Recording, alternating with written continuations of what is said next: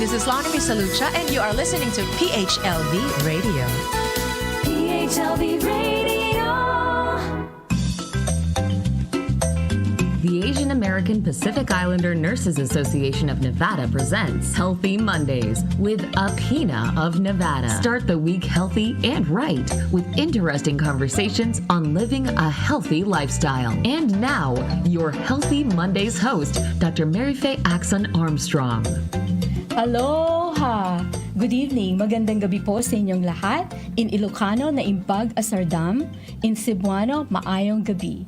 Thank you for tuning in to Healthy Mondays with the AAPINA of Nevada. I'm yours truly, Dr. Mary Faye Axon Armstrong, founding president of the Asian American Pacific Islander Nurse Association of Nevada and professor in nursing at Roseman University of Health Sciences, College of Nursing. So, here we are on a Monday night, ever ready to share some important information to keep you healthy and to increase your awareness about the Asian American Pacific Islander population. You may be in Las Vegas, Nevada, or Honolulu, Hawaii, or Manila, Philippines, or California, New York City, Canada, and even in Greece, Italy, and maybe in Africa and all over the world. So thank you for watching us on PHLV Radio. We're on Facebook, PHLV Radio page, and you can also listen to us in iTunes, Spotify, iHeartRadio, and Amazon TV. So tonight, we're going to continue our celebration of the Asian American Pacific Islander Heritage Awareness Month. And I know that we had my Ate Margie Gonzalez, who is the chairwoman of the Asian American Pacific Islander Community Commissioner. And last time she read the proclamation of the Clark County Commissioner regarding the support regarding Asian hate crimes and the support that they give to the Asian community. Tonight I have special guests. And before I introduce them, I just wanted to read about the Asian and Pacific Islander Heritage Month. It is the period for the duration of the month of May for recognizing the contributions and influence of Asian Americans and Pacific Islander Americans to the history, culture, and achievements of the United States. So tonight, I'm going to introduce our future Asian American individuals to the community. And I want to welcome Megan and Eddie.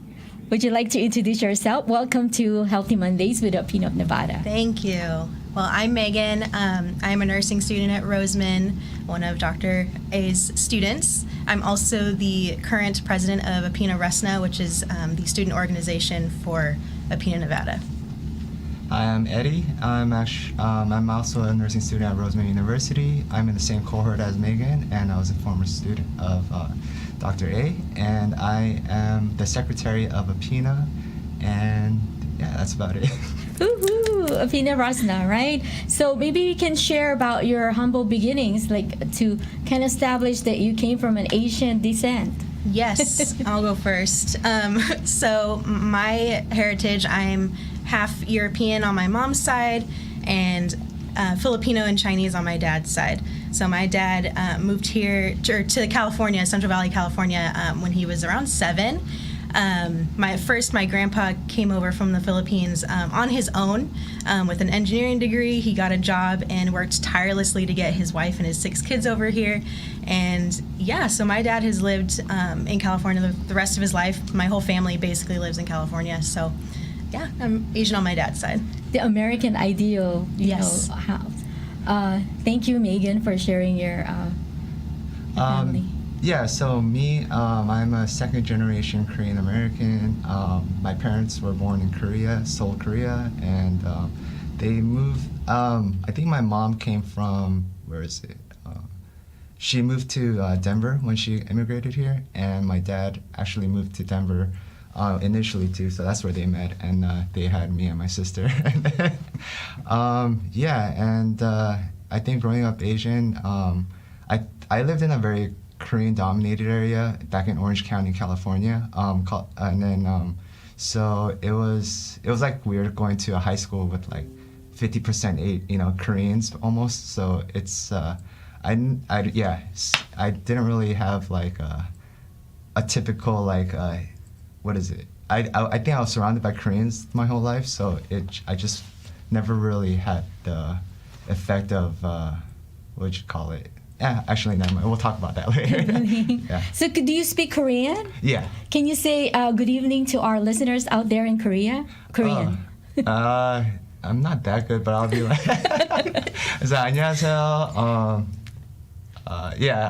That's just hi. I don't know what good evening is actually. I don't know if we have anything equivalent. Or is that salutation? Thank you for listening, right? 감사합니다. Well, I guess I should share my background too. My dad is Ilocano in the Ilocos Sur, Filipino, of course, and there's Chinese ancestry. And my mom is Filipino but Spanish, really strong Spanish background. The last name Celebre and Unida.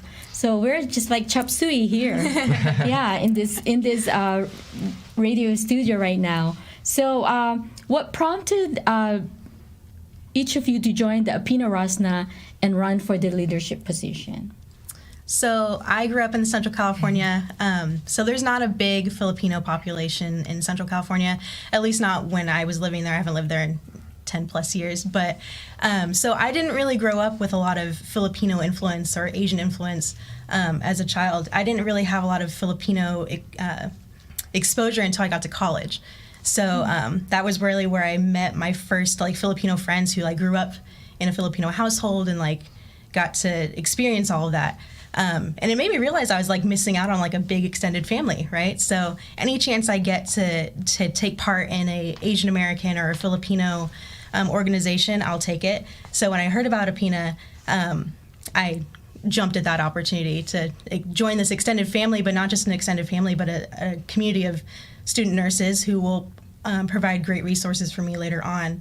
And as far as leadership, I didn't expect to get this position at all, but I definitely think that leadership is something that everybody should experience. I've had leadership positions in the past, and I've learned a lot, but even just in the first few months as president of AAPINA Rosna, I've learned so much. Even just you and I talking about learning how to say no, but politely saying no, like I'm not good at saying no. So I've learned a lot in just even the first few months, so I'm very grateful to be in this position. It's a growing process. I'm still learning. Yes. You know, just to tell our listeners a little bit about that situation when Megan was getting overwhelmed of all of the requests to get involved, because of course she's the leader for the AAPINA Rosna, and so she's the main contact for our community. And sometimes, even individuals out there, if you experience that you wanted to help, but at the same time you have to take care of yourself. You have to know when to say no. Here's your plate, and you have a lot of things in your plate already. But you can say no without saying no. Mm-hmm. And look at, if I can't do it, I think somebody else can do it on my behalf or can be a substitute for me, because this organization is depending on me to help them. And so, that's one thing to address that. Like, you're really saying no in a sense, but you're not saying no, but you're finding someone to then help them, right? So that's a learning process for both of us definitely. Too. I'm still learning, So Eddie. For me, I joined AAPINA because I actually moved here from California, so I don't really have any network here. So I thought it was a good opportunity to actually get to know people. For the leadership position, it just like Megan, it just kind of fell in my lap, and they're like, "You're secretary now." I was like, "Oh, okay, cool." And then that's how I just ended up. Mine's a little shorter than Megan's, but yeah. It's okay. I'm thinking like Korean, Filipino, Chinese. We can have like a cultural week and have a potluck. That sounds we great. should have that. Yeah. Food is always like the It's gathering the way to my heart. reason. Yeah, the reason for gathering. Yeah. Right? Yeah. Okay, so here's I send them some questions ahead of time so they can be prepared. So share with us your memory of your Asian ancestry from the mother's side or from the father's side, and anything that's a funny story. I always like to hear funny stories. Oh gosh. So I mentioned I'm Asian on my dad's side. They moved here a long time ago. But one funny story that we like to tell in my family is when my family first moved here, my grandpa had this. They all packed into their little car for a snack because they picked him up from San Francisco International, and as a snack he had potato chips in the car, and they had never had potato chips before, and they fell in love with potato chips, and we still love potato chips to this day. So, but my grandma loved them so much she wanted to try to make them herself, so she tried cutting up potatoes really thin, and she put them on the roof of their house. It didn't work, but we like to tell that story. We've stuck to brand name potato chips since we now have the air fryers, yes, right? we have air fryers now. Yeah. Oh, what about you, Eddie?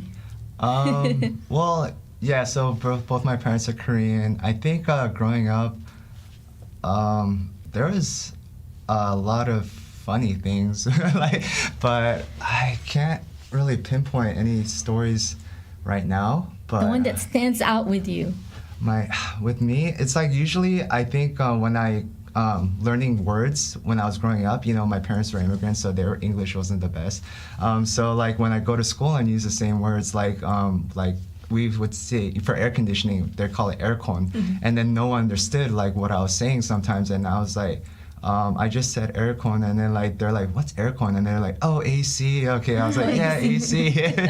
So yeah, it's just like it was like a lot of times like I would have to like check what words I was saying with my with like everyone outside of my family just to make sure it's the right words I'm using. So learning the language was funny growing up. Yeah.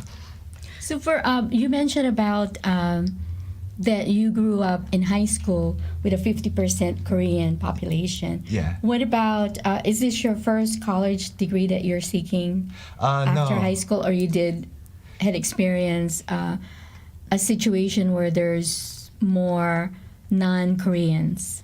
So I went to Cal State Fullerton for my undergrad and I've been around that, and I think growing up elementary school, like we didn't grow up in the same area, so it was more, the demographics were a little more varying. But I think when my parents decided to move to Fullerton, it was way more Koreans in high school. But then, the college experience was like way more ethnically diverse. Did you have to make, this is just outside of our question, did you have to learn how to make kimchi? I still to this day don't know how to make kimchi. Oh, you need to start learning how to make kimchi. Yeah, it just smells so much, and I don't want to like store it in my fridge and just like have to buy a bunch of baking soda. Just like bagoong and alamang, right? Yeah, but I think it's way better to just buy kimchi instead of making your own. Like it's just so much more convenient. Yeah, because a lot of Korean dishes, a lot of pickle dishes are just hard to make, and it's just. I just don't think it's worth the effort. It's better to just buy it at the market. Yeah, and you had tuyo, the dried fish. Now they have it in jars. Oh, wow. Yeah. Yeah, I said like, wow, these are in jars. So we're digressing into food. You know where my mind is. Okay, what about, what are the customs that you remember? English is my second language. Sometimes my brain is speaking Tagalog. My children will correct me, Mom, it's like this. I go, well, English is my second language, and I speak 2 languages. Do you speak 2 languages? Exactly.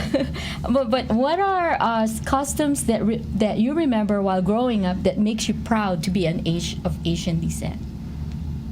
Maybe we'll start. Eddie, you can start. I think for me, definitely shoes off in the house. Oh. I think it's, for me, I just feel like that's more clean, and not to downplay like people that don't take off their shoes, but I just liked it, and I just, less management of like the carpet, and I could just feel more comfortable at home. Also, another thing is, in New Year's, we have this thing called sebe.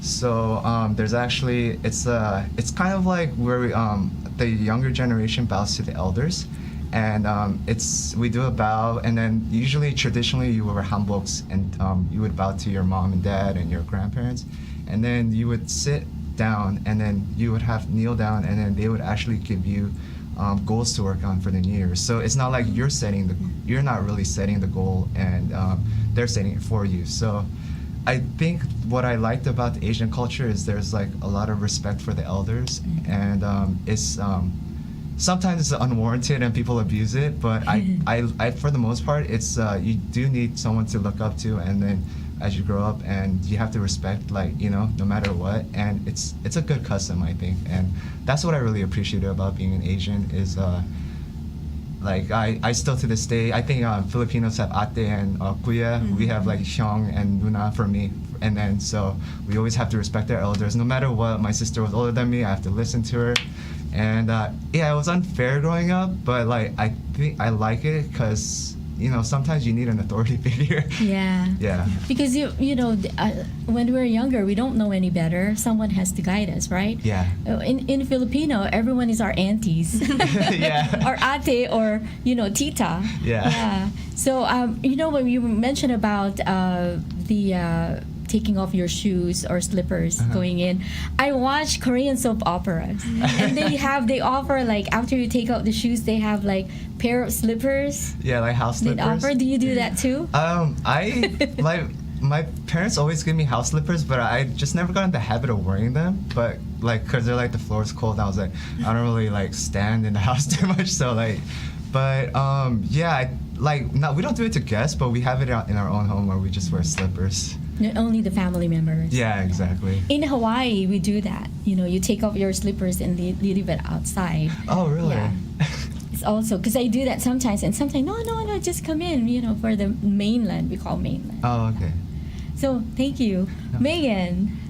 So I don't have many customs necessarily, but just traditions that I really enjoyed growing up, or even still now, is Asian American or Filipino American holidays. So Thanksgiving and Christmas, you got the traditional American food. We're back talking about food again, but you got traditional American food, but then you've got like the pancit and the lumpia, and it's just not the same without the Filipino food.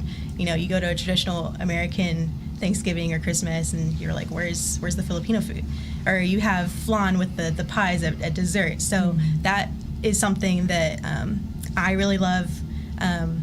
And I've been able to introduce my wife, who is completely like European white, to Filipino American holidays, and she can't go back. There's no going back. So definitely something that I have loved about being Filipino American or Asian American is the fusion of foods that you get to eat at holidays. Everybody loves Filipino food. Everybody Yes. loves Korean food. I think our culture is surrounded with food. Yeah.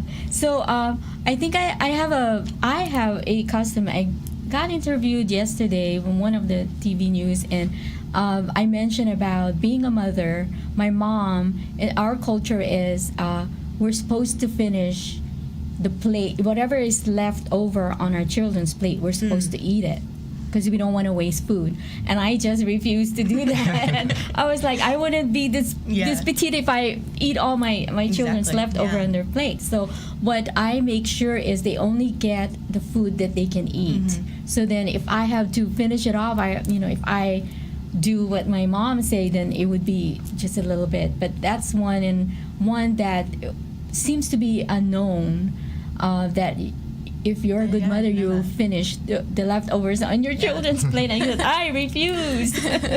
Okay, next question that we have is in general, I guess this is a continuation of that question. In general, what makes you proud to be of Asian ancestry?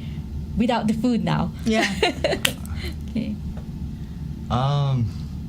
Let's see. Without food, It's hard. Yeah. It's such a big part of it. Yes. Yeah. Yes. I think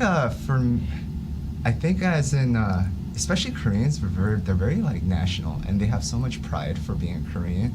I was kind of like on like a little other side of the spectrum where I kind of didn't really care for Koreans growing up. But actually, after high school, my parents actually moved to Korea, and I lived there for a year. And I actually felt more national pride. I just loved how efficient everything was in Korea, how like this transportation, people working, like they have such good work ethics.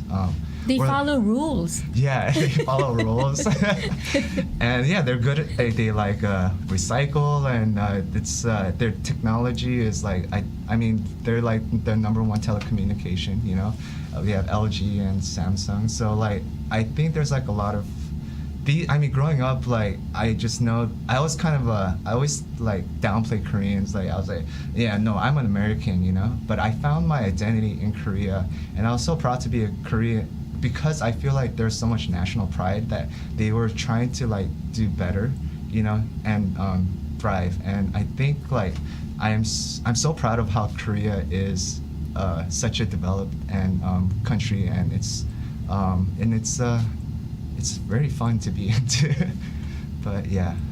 And I heard about the K-pop. You know, you have Yeah. some Korean pop star who are known all over the world. Yeah. Yeah, similar to the Philippines. Yeah. Yeah, I wish I followed the pop culture there, but I don't really. I think the most pop culture I get into is like Korean movies, which I like because it's very different. Like you can see all the cultural differences in American cinema and Korean cinema, but yeah, I never got into like what is it, BTS and things like that. I heard they're like really hot right You now. do like, is that how you Yeah, do the heart like, side.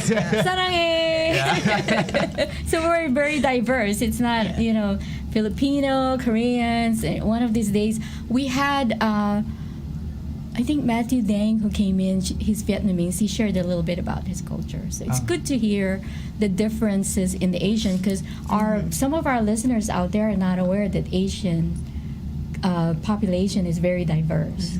It's just not you're Asian, and it's how would you know? Yeah. Megan, do you have any, in general, makes you proud to be of Asian ancestry? Filipinos in particular are very resilient, very adaptive people. So I feel like I am pretty resilient, pretty adaptive. So I'm pretty proud of that. Yeah, I mean, just my family in general, like the fact that, you know, my grandpa came over here by himself and brought his whole family here eventually, and now they're all, you know, relatively successful. They've done pretty well for themselves, and yeah, we're just resilient, adaptive people, and I'm really proud of that. The persistence and resilience, and we're always hard worker, you know.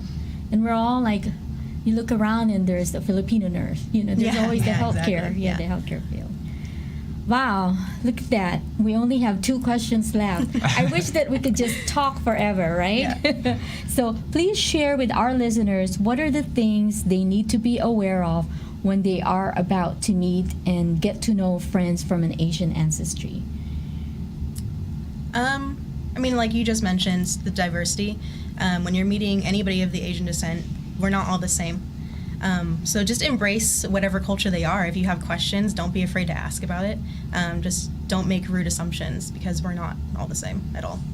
Just always kind of verify, okay, is this how you... And it's okay to ask questions, you know, because that's how you would show that you respect the culture, like with any culture. Right, You know. exactly. Eddie. Yeah, I guess just like her, I would say, yeah, we should be individualized, and I'm not. Yeah, it's hard to say what exactly to do, like to Asians. Just treat us with respect, and you know, the respect will be like, you know, it will be reciprocated, and so I think that's about it. I don't know if there's anything to be aware of, but yeah. Yeah, when we have, I can say one, that my friends, if they come over to our house, we're 11 siblings, and you know, Filipinos are mostly Democratic, and so I have friends who are Republican or other political party, and I said, okay, we're gonna go to my mom's house, our house. Don't talk about politics, please, because they're gonna have a debate, and I think that's the very strong cohesiveness of what they support. I don't have any more questions. Do you have anything that you would like to share to our listeners about Asian ancestry, or any situation that you came across that reminded you that you're Asian? I think if there's any listeners out there that are like me, multicultural, don't ever think that you're not enough of one or the other. Good point. Yeah, you're very special because you get to be both. And I think there, Megan, that's excellent to mention that, because when you are doing like a survey and they would ask like, can you imagine my children are Filipino, Spanish, Chinese, So I'm like checking all the Mexican, boxes. and Caucasian, and so you know what. Yeah. And then I noticed that when I had to complete a form for my son, and he said, make sure you check Asian and you make sure you check a Caucasian. Oh yeah, and Mexican too. Yeah. You know, so that's a good point, that you are a combination of great cultures, and don't feel like is there something that you wanted to share with us, like that strike me, like, you know, it strike you, how our listeners out there, like maybe a situation where you had to be forced to put in one culture over another? I don't know. I mean, like I said, I didn't grow up with a lot of Filipino culture, so I definitely felt like I was forced into the Caucasian area of my ethnicity most of my life until I became an adult. So I'm still like learning my identity right now. So Maybe learn how to speak Tagalog. I'm working on it. I'm working on it. Yeah. My children's like, how come you didn't teach us how to speak Tagalog? Yeah. You know. So, Eddie. I guess for me is, I remember one time I was out with my cousin, and we were just talking to someone, and he was asking us where we're from. And I was like, we're from Orange County, because we were actually in San Diego. They're like, no, they're like asking like, no, where's, you know, they're trying to ask us our ethnicity, but he's like, where's your ancestors from, you know? And I was like, I don't know, like Adam and Eve, what do you want? What do you want to know? Good answer. Yeah, so it's just like, yeah, I guess we're Korean, but yeah, so I think like when, like, it's always like people want to know like what your background is, and I guess as a Korean, like, I identify with myself with Koreans, and as a Korean American, and I like take the best from both worlds, right? Mm-hmm. Like, I'm an American and I'm a Korean, but I don't have the negative Korean stuff, and I have the negative American stuff. But yeah, like she said, I don't think I'm like, you don't have to like always just define yourself by your culture. I think it's like it's just who you are. But I think our culture really impacted us a lot growing up, and that's and yeah, like I'm just happy to be me, you know. Yeah. That diversity, you know, we were talking about diversity in the previous program that we have in episodes, and it's really refreshing to hear insights and perspective from the younger generation.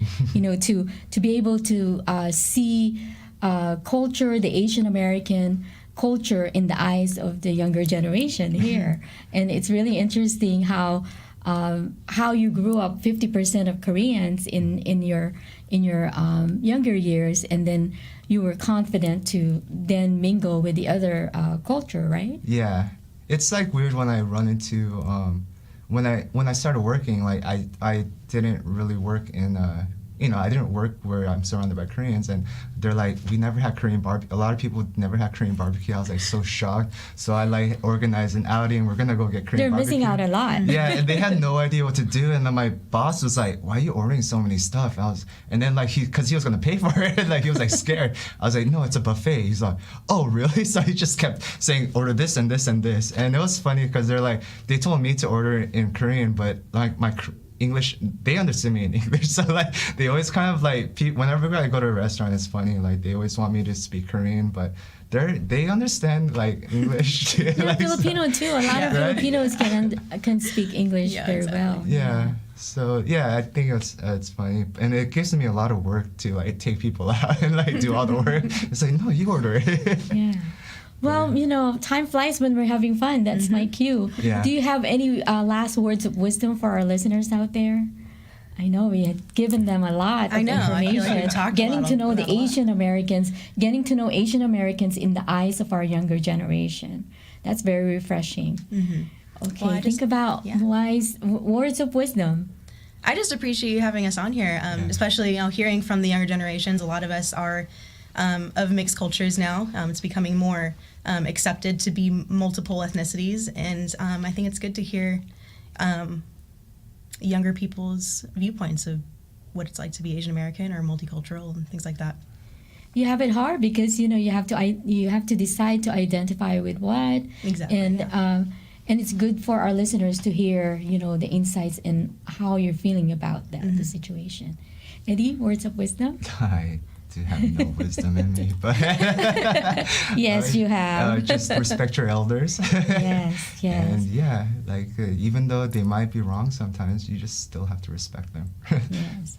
Words of wisdom right there. Respect your elders. Well, thank you so much to both of you for spending your time with us.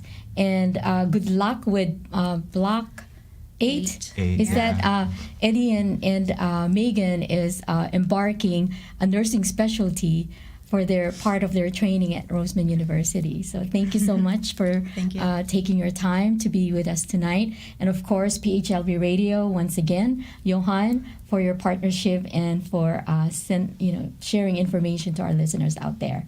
And so remember, every Monday is a healthy Monday. Aloha. The Asian American Pacific Islander Nurses Association of Nevada has just brought you Healthy Mondays with AAPINA of Nevada. This is your Filipino radio experience in Las Vegas. PHLV Radio.